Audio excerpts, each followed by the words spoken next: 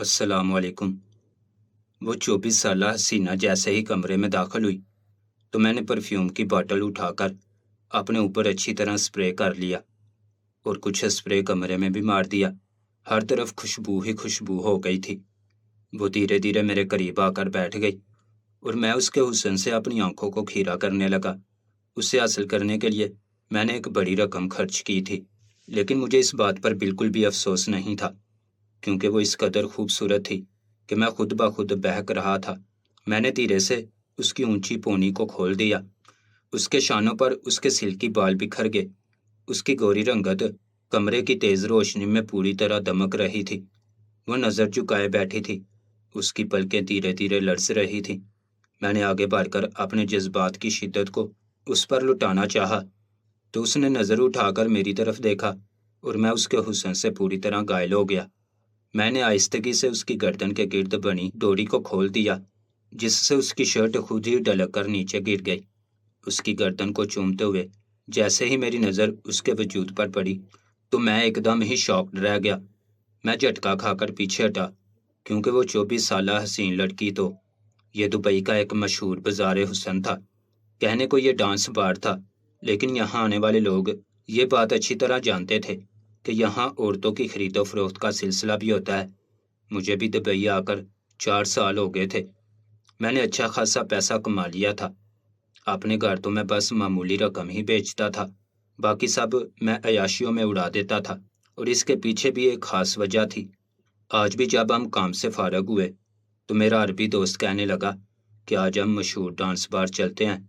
अगर कोई हसीना पसंद आई तो उसका सौदा भी कर लेंगे। उसकी बात सुनकर मेरे चेहरे पर मुस्कुराहट आ गई थी। दुबई एक आज़ाद माहौल वाला मुल्क है, जहाँ हर मुल्क के बाशिंदे आकर आबाद हो गए।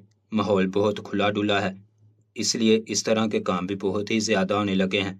मैं भी 10 साल से इसी माहौल में रह रहा था, इसलिए मेरे लिए भी अब ये सब बातें आम हो गई थीं। जब दोस्त ने साथ चलने को कहा तो मैंने इनकार ना किया। मैं भी अपनी बीवी बच्चों से कई साल से दूर था। मेरी भी कुछ जिनसी ख्वाहिशात थीं, जिन्हें पूरा करने के लिए मुझे कोई ना कोई सहारा तो चाहिए ही था। क्योंकि मैं जब भी वापसी की बात करता तो मेरी बीवी साफ इनकार कर देती और कोई ना कोई खर्चा गनवाकर मुझे वापस आने से रोक देती। उसे मेरी नहीं बल्कि मेरे पैसे की ज़रूरत थी और मैं उसके साथ के लिए तड़प रहा था। दोस्त के कहने पर मैं तैयार होकर उसके साथ उस डांस बार पहुंच गया, जहां दाखिल होते ही मुझे ऐसा लगा जैसे मैं किसी और ही दुनिया में आ गया हूं।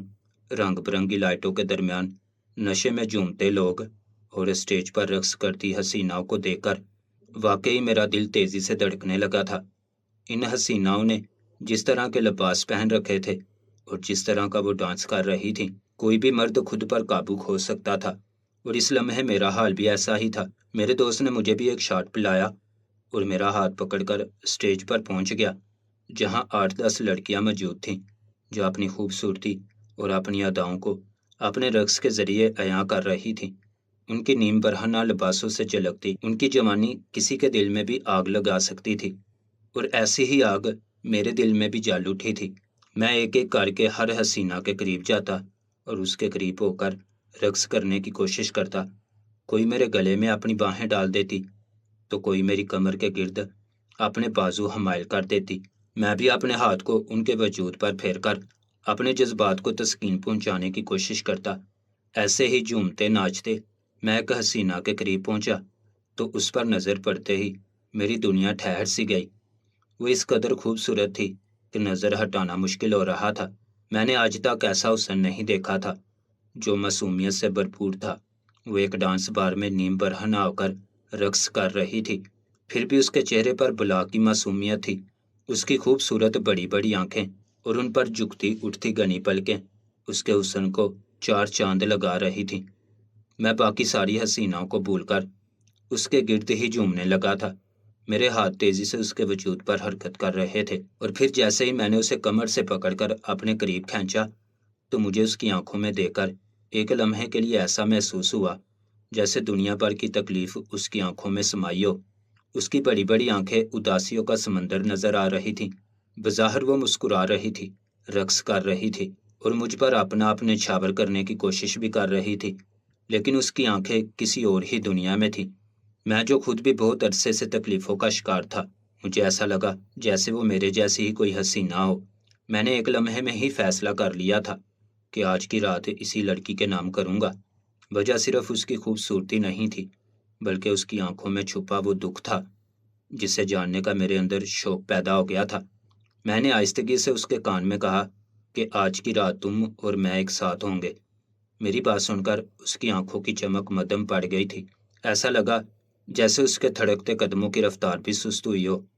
میں نے اس کی کمر کو چھوڑا اور پھر جا کر اپنے دوست سے بات کی کہ میں اس حسینہ کو ایک رات کے لیے خریدنا چاہتا ہوں۔ میرا دوست زور سے ہنسا، پھر اس نے مینیجر سے بات کی اور اسی ڈانس بار کے پیچھے بنے ہوٹل کا ایک کمرہ ہم دونوں کو مل گیا۔ میں بے تابی سے اس کمرے میں جا کر اس کا انتظار کرنے لگا۔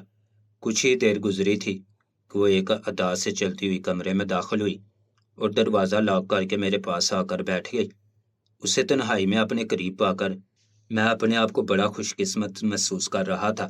میں نے اپنے ہاتھوں سے اس کے ہونٹوں کو چھوا اور پھر اسے اس کا نام پوچھا تو وہ دھیرے سے کہنے لگی کہ اس کا نام نورے ہے۔ میں نے آگے بڑھ کر اس کے گالوں پر اپنے ہونٹ رکھے تو وہ ایک دم ہی جھجک سی گئی، حالانکہ یہ تو اس کا روز روز کا کام تھا۔ پھر وہ کیوں اتنا بری طرح جھجک رہی تھی؟ میں نے آہستگی سے اس کے کپڑوں کی ڈوریاں کھول دیں اور اس کا لباس جیسے ہی اس کے وجود سے جدا ہوا تو میں پیچھے ہٹ کر اسے دیکھنے لگا اور پھر شاکڈ ہو گیا کیونکہ اس کی آنکھوں میں آنسو تھے۔ میں نے اس سے پوچھا کہ کیا میں تمہیں پسند نہیں آیا؟ میرے سوال پر وہ کچھ دیر خاموش رہی اور پھر کہنے لگی کہ میرے جسم کو خریدنے والے آدمی کو میں کیسے پسند کر سکتی ہوں؟ یہاں آنا اور رات گزارنا صرف میری مجبوری ہے، اس سے زیادہ اور کچھ نہیں۔ اس کی بات سن کر میرے جسم میں کرنٹ دوڑ گیا۔ مجھے تو لگتا تھا یہاں حسینائیں اپنی مرضی سے اپنا جسم فروخت کرنے کے لیے تیار ہوتی ہیں اور زیادہ پیسے کمانے کے لیے یہ کام کرتی ہیں، لیکن یہ اندازہ نہیں تھا کہ ان کے پیچھے بھی مجبوریوں کی کوئی داستان ہوتی ہے۔ میں نے اس سے پوچھا کہ تمہاری فیملی میں کون ہے؟ اگر تم اس کام سے خوش نہیں ہو تو پھر تم یہ کام کیوں کرتی ہو؟ میری بات سن کر وہ دھیرے سے مسکرائی اور کہنے لگی، میری زندگی میں بس میں ہوں اور میرے 30 بچے۔ اس کی بات سن کر میں نے چونک کر اسے دیکھا۔ وہ ایک 24 سال کی دبلی پتلی جوان سی لڑکی تھی اور خود کو 30 بچوں کی ماں کہہ رہی تھی۔ مجھے لگا کہ وہ مجھے بیوقوف بنا رہی ہے یا پھر شاید خود کسی ذہنی مسئلے کا شکار ہے۔ اس کا خوبصورت وجود دیکھ کر تو کہیں سے بھی نہیں لگتا تھا کہ وہ 30 بچوں کی ماں ہو سکتی ہے۔ اس نے میری سوچ کو بھی پڑھ لیا اور کہنے لگی کہ نہ ہی میں جھوٹ کہہ رہی ہوں اور نہ ہی ذہنی بیمار ہوں، میں واقعی عربی مردوں کے 30 بچوں کی ماں ہوں، اور یہ میری بد نصیبی ہے کہ 30 بچوں کے ہوتے ہوئے بھی میں تنہا ہوں، میرا کوئی بچہ میرے ساتھ نہیں۔ میں بے یقینی کے عالم میں اسے دیکھ رہا تھا اور پھر اس نے اپنی ایسی کہانی مجھے سنائی جسے سن کر میرے رونگٹے کھڑے ہو گئے۔ وہ تو واقعی عربیوں کے 30 بچوں کی ماں تھی۔ کئی عربیوں نے اسے 4 مرتبہ بستر پر۔ میرا نام نورے ہے، میرا تعلق پاکستان سے ہے، میں اپنے خاندان کی سب سے خوبصورت لڑکی تھی، اس لیے جیسے ہی میں جوان ہوئی میرے لیے رشتے آنا شروع ہو گئے، کبھی خاندان سے تو کبھی گلی محلے سے، لیکن میرے اپنے ہی نخرے تھے۔ میں جب بھی خود کو آئینے میں دیکھتی تو غرور سے میرا سر اونچا ہو جاتا اور میں سوچتی کہ میری شادی کسی شہزادے سے ہونی چاہیے۔ یہ غریب شریف لڑکے مجھے ایک آنکھ نہ پاتے تھے جو میرے اماں ابا کو بڑے ہی پسند آ جایا کرتے تھے۔ پھر میری دوستی اپنے کالج کے ایک لڑکے سے ہو گئی۔ وہ بہت امیر تھا، اس کے پاس بڑی سی گاڑی تھی، وہ اکثر مجھے اپنی گاڑی میں بٹھا کر گھمانے پھرانے لے جاتا، میرے ساتھ وقت گزارتا اور مجھ پر اپنی دولت خرچ کرتا تو مجھے بڑی خوشی ہوتی۔ میں اس سے شادی کرنے کا خواب دیکھنے لگی تھی کیونکہ وہی مجھے وہ زندگی دے سکتا تھا جس کی میں تمنا رکھتی تھی، اور پھر وہ پوری طرح میرے حسن کا دیوانہ بھی تو ہو چکا تھا، اسی لیے میرا خیال تھا کہ اسے حاصل کرنا مشکل نہیں ہوگا۔ میرے موبائل میں بیلنس ڈلوانا ہوتا یا کسی بھی موقع پر خریداری کرنی ہوتی، میں بس اس سے ایک دفعہ کہتی اور وہ فوراً میرا کام کر دیا کرتا تھا۔ میرے اور اس کے ساتھ کچھ 6 مہینے گزرے تو میں نے اس سے کہا کہ اب رشتہ بھیج دو، میں شادی کرنا چاہتی ہوں۔ میری بات سن کر وہ خوب ہنسا اور کہنے لگا کہ میرے ماں باپ کبھی اتنی غریب لڑکی کو بہو نہیں بنانا چاہیں گے، ہم ہائی سوسائٹی سے تعلق رکھتے ہیں، اسی لیے میرے ماں باپ کو بہو بھی ایسی ہی سوسائٹی سے چاہیے ہوگی۔ میں اور تم ساری زندگی اسی طرح گزار سکتے ہیں جیسے ہم ابھی رہ رہے ہیں۔ اس کی بات سن کر میرے ہوش ٹھکانے آ گئے۔ اس نے مجھے آسمان سے سیدھا زمین پر پٹخ دیا تھا۔ میں نے غصے میں اس سے کہا کہ کیا تم ساری زندگی مجھے ایسے ہی استعمال کرتے رہو گے؟ کیا کوئی مستقبل نہیں ہوگا؟ وہ کہنے لگا کہ اگر تم چاہو تو میں تم سے شادی کر سکتا ہوں، لیکن کچھ عرصے کے لیے مجھے اپنے گھر والوں سے یہ بات چھپانی ہوگی۔ اس کی بات سن کر میں حیران ہوئی اور کہا کہ تمہارے گھر والوں سے یہ بات کیسے چھپے گی؟ وہ کہنے لگا ہم کورٹ میرج کرتے ہیں، نہ تمہارے گھر والوں کو بتائیں گے نہ میرے۔ میں آہستہ آہستہ اپنے ماں باپ کو راضی کروں گا، انہیں ہمارے نکاح کے بارے میں بتاؤں گا تو وہ خود رشتہ لے کر آ جائیں گے۔ فرمان کے پیسوں کی لالچ میری آنکھوں پر اس طرح سوار تھی کہ میں اس بات کے لیے بھی راضی ہو گئی اور میں نے چوری چھپ کے اس سے نکاح کر لیا۔ کچھ دن گزرے تو میری خالہ کے بیٹے کا رشتہ آ گیا اور ابا نے میری مرضی کے بغیر ہی رشتہ پکا بھی کر دیا۔ جب یہی بات میں نے فرمان کو بتائی تو وہ کہنے لگا کہ میرے ماں باپ دبئی میں ہیں، میں تمہارے کاغذات تیار کرواتا ہوں، ہم دبئی چلتے ہیں، وہاں جا کر میں اپنے ماں باپ کو تمہارے بارے میں بتاؤں گا، وہ تمہیں قبول کر لیں گے۔ دراصل وہاں کا قانون بڑا سخت ہے، وہ میرے ساتھ کوئی برا رویہ اختیار نہیں کر سکیں گے اور نہ ہی تمہارے خلاف کچھ کر سکیں گے، مجبوراً انہیں تمہیں اپنانا ہی ہوگا، پھر واپس آ کر ہم تمہارے ماں باپ کو بھی بتا دیں گے۔ فی الحال تم خاموشی سے اپنا گھر چھوڑ دینا، ایسے تو تمہارے ماں باپ کبھی ہمیں ایک نہیں ہونے دیں گے۔ دبئی جانے کا سن کر جہاں میں خوش ہوئی وہیں اپنے گھر والوں کو نہ بتانے کی بات پر پریشان ہو گئی۔ فرمان کہنے لگا محبت میں کتنی ہی لڑکیاں اپنا گھر بار چھوڑتی ہیں، اس میں کون سی انوکھی بات ہے؟ پھر تم تو میری بیوی ہو، کوئی غلط کام تو نہیں ہو رہا، اس لیے خاموشی سے میرے ساتھ چلو۔ اس نے میرے کاغذات تیار کروائے اور ویزا لگوا کر ایک رات مجھے خاموشی سے میرے گھر سے لے کر ایئرپورٹ پہنچ گیا اور ہم دبئی پہنچ گئے۔ وہ مجھے ایک اپارٹمنٹ میں لے گیا، کہنے لگا کہ اس کے ماں باپ کے پاس وہ 1-2 دن میں مجھے لے کر جائے گا، پہلے وہ خود جا کر بات کرے گا، تب تک میں اسی اپارٹمنٹ میں رہوں، وہاں ہر ضرورت کی چیز موجود تھی۔ پھر وہ مجھے چھوڑ کر 2 دن کے لیے نہ جانے کہاں چلا گیا، اور پھر جب 2 دن بعد لوٹا تو اس کے چہرے پر بڑی خوشی تھی، کہنے لگا میرے ماں باپ راضی ہو گئے ہیں، اب تمہیں میرے ساتھ ان کے پاس چلنا ہوگا۔ یہ سن کر تو میری بھی خوشی کی انتہا نہ رہی، بڑی آسانی سے یہ مار کا پار ہونے والا تھا۔ جلدی سے اس کے کہنے پر میں اچھی طرح تیار ہو گئی، وہی میرے لیے نیا جوڑا بھی خرید کر لایا تھا جو بہت ہی عالی شان اور جدید تراش خراش والا تھا۔ میں نے پہلی دفعہ اس طرح کا لباس پہنا تھا جس میں میرا اچھا خاصا وجود نظر آ رہا تھا، لیکن فرمان کا کہنا تھا کہ ہائی سوسائٹی کی عورتیں اسی طرح کے کپڑے پہنتی ہیں، اگر میں اپنے پرانے کپڑوں میں اس کے ماں باپ کے سامنے گئی تو اسے دیکھتے ہی ناپسند کریں گے۔ اس کی بات سن کر میں راضی ہو گئی اور اس کا لایا ہوا لباس پہن کر جب میں نے خود کو آئینے میں دیکھا تو میں پہلے سے بھی کہیں زیادہ حسین لگ رہی تھی۔ میں 18 سال کی تھی اور میری جوانی اس لباس میں پوری طرح عیاں ہو رہی تھی۔ ایک بھرپور نظر آئینے میں ڈال کر میں اس کے ساتھ چل پڑی۔ وہ مجھے ایک عجیب سی جگہ لے گیا، شہر سے کافی دور ویرانے میں ایک بنگلہ نما گھر تھا جو بہت ہی عالی شان بنا ہوا تھا۔ میں سوچ رہی تھی کہ میں نے کیا قسمت پائی ہے، میرا سسرال تو دبئی میں بھی عیاشیوں والی زندگی گزار رہا ہے۔ میں نے بڑی محبت سے فرمان کا ہاتھ پکڑا اور جاگتی آنکھوں سے آنے والی زندگی کے خوبصورت خواب دیکھنے لگی۔ پھر فرمان مجھے بنگلے کے اندر لے گیا، وہاں ایک اڈیر عمر مرد بیٹھا ہوا تھا جو اپنے حلیے سے ہی عربی معلوم ہو رہا تھا۔ فرمان نے اس سے میرا تعارف کروایا اور پھر وہ آدمی آ کر میرے سینے سے لگ گیا۔ فرمان نے اشارے سے کہا کہ یہ میرا باپ ہے۔ فرمان کی بات سن کر میں ہکا بکا رہ گئی، وہ تو پاکستانی تھا، پھر اس کا باپ عربی کیسے ہو سکتا تھا؟ اس آدمی نے جب مجھے کس کر گلے سے لگایا تو مجھے کچھ عجیب سا احساس ہوا، کوئی بھی سسر اپنی بہو کے ساتھ اس طرح پیش نہیں آتا۔ ہم فرمان کے باپ کے سامنے صوفے پر بیٹھ گئے، اس کی ماں نہ جانے کہاں تھی۔ ایک ملازم میرے لیے ڈرنک لے کر آیا اور میرے سامنے رکھ دی۔ میں نے حیرت سے فرمان کو دیکھا کیونکہ اس کے لیے تو ڈرنک نہیں آئی تھی۔ وہ کہنے لگا کہ تم مہمان ہو، پہلی دفعہ اس گھر میں آئی ہو، اور یہ ہمارا طریقہ ہے کہ جو پہلی دفعہ گھر آتا ہے اسے یہ خاص شربت پلایا جاتا ہے۔ میں شربت پینے لگی اور وہ عربی آدمی مجھ سے اچھی خاصی اردو میں بات کرتے ہوئے پوچھنے لگا کہ کیا میں اپنی مرضی سے یہاں آئی ہوں؟ میں نے فوراً کہا کہ ہاں، میں نے اپنی مرضی سے فرمان کا ساتھ اپنایا ہے۔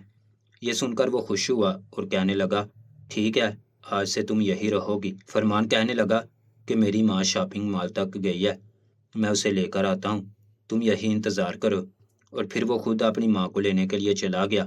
وہ عربی میرے سامنے بیٹھا مجھے بڑی عجیب نظروں سے دیکھ رہا تھا۔ اس کی آنکھوں کی چمک مجھے اپنے وجود کے آر پار ہی محسوس ہو رہی تھی۔ کچھ ہی دیر گزری کہ میری آنکھیں بند ہونے لگیں، اور جب مجھے ہوش آیا تو میں ایک کمرے کے بستر پر موجود تھی، اور جس حالت میں تھی میرے ہوش اڑ گئے۔ میں نے اٹھ کر ادھر ادھر دیکھا تو کوئی بھی نہیں تھا۔ میں نے چیخنا چلانا شروع کیا، لیکن شاید میری آواز اس کمرے سے باہر بھی نہیں جا سکتی تھی۔ میں بالکل بے لباس تھی، اور دور دور تک میرے لباس کا کوئی اتا پتہ نہیں تھا۔ میں نے اٹھ کر دروازہ پیٹنا شروع کیا، لیکن کوئی بھی نہیں آیا۔ اور پھر رات گئے ایک عربی آدمی میرے پاس آیا، جسے میں نے پہلی دفعہ دیکھا۔ اس نے مجھے بتایا کہ میرا سودا طے ہوا ہے اور یہ رات مجھے اس کے ساتھ گزارنی ہے، اور پھر وہیں سے میری بربادی پوری طرح شروع ہو گئی۔ میں اپنا برہنہ وجود اس عربی سے بچانے کی ناکام کوشش کرتی رہی، لیکن ناکام رہی۔ میں ہر رات میں کسی نہ کسی عربی کے ساتھ ہوتی۔ میں اپنے جس حسن کی تعریف سننا چاہتی تھی، ہر عربی میری ویسے ہی تعریف کیا کرتا تھا، لیکن اب مجھے اپنے وجود سے گھن آتی تھی۔ اپنا حسن مجھے بد نصیبی معلوم ہوتا تھا۔ ایک وقت آیا کہ میں بہت زیادہ بیمار ہو گئی۔ ہر رات جا کر کسی نہ کسی مرد کے ساتھ گزارنا میرے لیے مشکل ہو گیا، تو عربی آدمی نے مجھے اس بار والے مینیجر کو فروخت کر دیا۔ فرمان تو نہ جانے کہاں جا چکا تھا۔ میں اتنا جان گئی تھی کہ نہ ہی اس کی یہاں کوئی فیملی تھی، نہ ہی وہ عربی آدمی اس کا باپ تھا، بلکہ وہ بڑے دھوکے سے مجھے یہاں لایا تھا اور ہزاروں درہم میں مجھے فروخت کر گیا تھا۔ میری آنکھوں سے لالچ کی پٹی بھی اتر گئی تھی اور محبت کا بھوت بھی۔ میں یہ زندگی گزارنے پر مجبور ہو گئی، کیونکہ میرے لیے واپسی کا کوئی راستہ نہیں تھا۔ میں تو اپنے ماں باپ کو اپنی شکل دکھانے کے بارے میں سوچ بھی نہیں سکتی تھی۔ اور پھر کچھ عرصے بعد ایک عجیب سلسلہ شروع ہوا۔ کوئی عربی آتا، مجھے خرید کر مجھ سے نکاح کرتا، پھر کچھ راتیں میرے ساتھ گزارتا، اور جب میں حاملہ ہوتی تو ایک پروسیس کے ذریعے میرا بچہ میرے پیٹ سے نکال کے اپنی بیوی کے پیٹ میں ڈلوا دیتا اور مجھے طلاق دے کر چلا جاتا۔ مجھے پتا چلا کہ بہت سی عربی عورتیں ماں بننے کی صلاحیت کھوتی جا رہی ہیں، کیونکہ یہاں ان کا لائف سٹائل بھی بہت عجیب سا ہے، جس کی وجہ سے وہ حاملہ نہیں ہو پاتی۔ کچھ فاسٹ فوڈ کا کمال ہے تو کچھ ڈیلی روٹین کا۔ عربیوں کے پاس پیسے کی کوئی کمی نہیں ہے، اس لیے وہ اپنی بیویوں کو بچہ دینے کے لیے یہ کام کرنے لگے ہیں۔ اب تک میں اس طرح 30 بچوں کی ماں بن کر انہیں کسی دوسری عورت کو سونپ چکی ہوں، جبکہ وہ بچے میرے ہیں۔ میں نے باقاعدہ نکاح کے بعد ان بچوں کو حاصل کیا، لیکن یہاں کے ظالم لوگ مجھ سے میرے بچے چھین کر لے گئے ہیں۔ میں نہیں جانتی کہ وہ بچے کہاں ہیں، کس نے اپنے بدن سے انہیں پیدا کیا ہے، لیکن اتنا ضرور جانتی ہوں کہ وہ میرے ہیں اور ان پر میرا حق ہے۔ آج جب آپ نے مجھے خریدنے کی بات کی تو میں ہکا بکا رہ گئی۔ اب تک مجھے لوٹنے والے، برباد کرنے والے عربی لوگ تھے۔ پہلی بار کوئی پاکستانی مرد میرے قریب آیا تھا، اور میں آپ کو دیکھتے ہی جان گئی تھی کہ آپ یقیناً فیملی والے ہوں گے اور یہاں کمانے کی غرض سے آئے ہوں گے۔ پھر آپ کیسے مجھے خرید کر اپنی فیملی کو دھوکہ دے سکتے تھے؟ اگر آج آپ یہاں کچھ غلط کریں گے تو کہیں پاکستان میں آپ کی بیوی بیٹی کے ساتھ کچھ برا نہ ہو جائے، اس بات کا خیال رکھیے گا۔ نورے اپنی کہانی سنا کر روتے ہوئے کہنے لگی کہ یہاں اس بار کی ہر لڑکی کی یہی کہانی ہے۔ یہاں جسم فروشی کا ایسا گندا کاروبار ہے، جہاں ہم سے بچے حاصل کیے جاتے ہیں اور پھر ہمیں چھوڑ دیا جاتا ہے۔ ان لوگوں کو لگتا ہے کہ نکاح کے بعد یہ ہم سے بچہ لے کر ہمیں طلاق دیتے ہیں، اور یہ ایک جائز عمل ہے، لیکن یہ سراسر گناہ ہے، کیونکہ اس میں ہماری مرضی شامل نہیں ہے۔ کوئی بھی لڑکی ایسی شادی نہیں کرنا چاہتی۔ مجھے تو یہ سوچ کر خوف آتا ہے کہ میں ساری زندگی یہی کام کرنے کے بعد جب اس قابل نہیں رہوں گی تو یہ لوگ میرے ساتھ کیا سلوک کریں گے۔ میں ان کے لیے کچرے کا ڈھیر بن جاؤں گی، اور پھر یہ نہ جانے مجھے کہاں پھینکیں گے۔ آج میں اپنے فیصلے پر پچھتاتی ہوں۔ کاش کہ مجھے اپنے حسن پر غرور نہ آتا۔ میں اپنے ماں باپ کی دہلیز آدھی رات کو نہ پھلانگتی اور ایک غیر مرد پر آنکھیں بند کر کے اعتبار نہ کرتی، تو آج اپنے وطن، اپنے شہر میں عزت کی زندگی گزار رہی ہوتی۔ کسی غریب شریف مرد کی بیوی بنتی تو وہ چار دیواری میں مجھے عزت اور پردے کی زندگی دیتا۔ یوں میری خوبصورتی کی پامالی نہ ہوتی۔ یہاں ساری زندگی گزارنے کے بعد بھی میں تنہا رہوں گی اور میرے ہاتھ کچھ نہیں آئے گا۔ یہاں آنے والی زیادہ تر لڑکیاں محبت کے جھانسے میں پھنس کر ہی یہاں پہنچتی ہیں۔ نورے کی کہانی سن کر میرے رونگٹے کھڑے ہو گئے تھے۔ بے اختیار مجھے اپنی بیٹی کی یاد ستائی تھی۔ جو اب تقریباً 9 سال کی ہونے والی تھی۔ وہ بھی جوان ہو رہی تھی اور اس کے سر پر تو میرا سایہ بھی نہیں تھا۔ کہیں ایسا نہ ہوتا کہ میرے پیچھے کوئی فرمان اسے بہکا دیتا۔ مجھے اپنی بیٹی کی فکر ہو رہی تھی۔ میں بھی تو پیسہ کمانے کی لالچ میں یہاں آ بیٹھا تھا اور خود بھی غلط راستے کا مسافر بن گیا۔ پیسے کا لالچ ہی تو تھا کہ جس نے نورے کو برباد کیا تھا۔ میں نے نورے سے کہا کہ میں اس کی مدد کرنا چاہتا ہوں، لیکن اس نے انکار کر دیا۔ کہنے لگی اب میرے پاس واپسی کا کوئی راستہ نہیں ہے، اور پھر اس نے مجھ سے کہا کہ اگر ممکن ہو تو آپ اپنے پیاروں میں واپس لوٹ جائیں۔ میں بنا اس کے ساتھ کوئی غلط کام کیے واپس آ گیا تھا، اور پھر اگلے ہی دن کی میں نے واپسی کی فلائٹ بھی بک کروا لی تھی۔ میں بہت پیسہ کما چکا تھا۔ مجھے اپنی بیٹی کے سر کی چھت بننا تھا، اسے تحفظ دینا تھا، دنیا کی گندی نظروں سے بچانا تھا، اور خاص کر فرمان جیسے لڑکوں کے جانسوں سے۔ میں جان گیا تھا کہ یہ دولت کی لالچ کبھی نہ ختم ہونے والی چیز ہے، اور اس لالچ کے پیچھے اکثر ہم اپنے رشتے بھی ہار جاتے ہیں، اور میں ہارنا نہیں چاہتا تھا۔ میں پردیسیوں سے یہی کہوں گا کہ پردیس میں کوئی غلط کام نہ کریں، بلکہ ہو سکے تو اپنی فیملی کے پاس اپنے وطن واپس لوٹ آئیں، کیونکہ پیسے سے کہیں زیادہ قیمتی ہمارے رشتے ہیں۔